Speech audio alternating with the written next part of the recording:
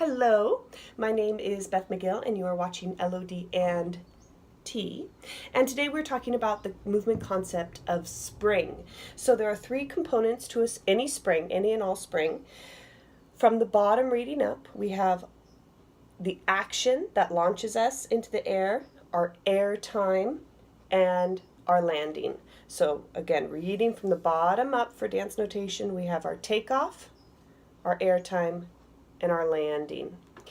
So springing is a great concept to explore and to develop. Certainly it will build your endurance, and it will also challenge your leg strength and whole body strength, really. You know, that's why jumping rope is a great whole body workout, because in order to launch your body off the ground, there has to be support of the body as a whole.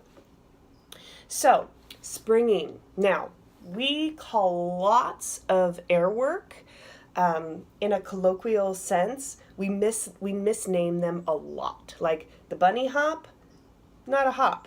By definition, it's a jump. So, let's go over the 5 forms just to get them clear. 2 feet to 2 feet, jump. 1 foot to the same foot, hop. 1 foot to the other foot is a leap. 2 feet to 1 foot is a sisson, and 1 foot to 2 feet is an assemblée. So, jump 2 to 2, hop 1 to the same, leap 1 to the other, sisson 2 to 1, and assemblée 1 to 2. Now, we may also have an association that springing needs to always be big and bold and huge, but the reality is many springs that happen are very small. For instance, the difference between walking and running has to do with that slight moment of airtime. So when you're running and technically you're leaping foot to foot, there's that little moment of airtime. You don't have to be high off the ground to have airtime. You just have to be free of any support on the ground. So, as you start to develop springs, start to think of little tiny patterns. You might invoke a sense of folk dance to play around with these different forms, so that they're little small tiny patterns that aren't going to really demand the legs, but teach you how to organize and coordinate, going from 2 to 1, 1 to 2, 1 to the other, hopping.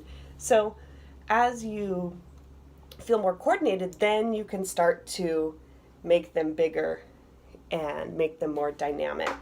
So springing takes some energy and some practice. If you're feeling reluctant to spring, it might be a nice opportunity to look at your energy reserves. Do you feel like you have energy to give? Or do you feel like you might need to recuperate before you jump for joy? So your emotional relationship to spring may very well reflect your state of being. If you feel ready to go, you get up in the morning, you're like, let's go, great, you're ready to spring.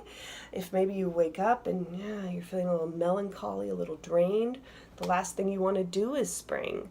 So it's a sort of litmus test that you can use for yourself and play around with it as much as possible. All right. If you have questions, let me know, please. And I hope you're enjoying this series of the movement alphabet. And once we get through the whole movement alphabet, then I'll start to add in some more details and variations that you'll hopefully find interesting. All right. Take care, and I'll see you later. Bye.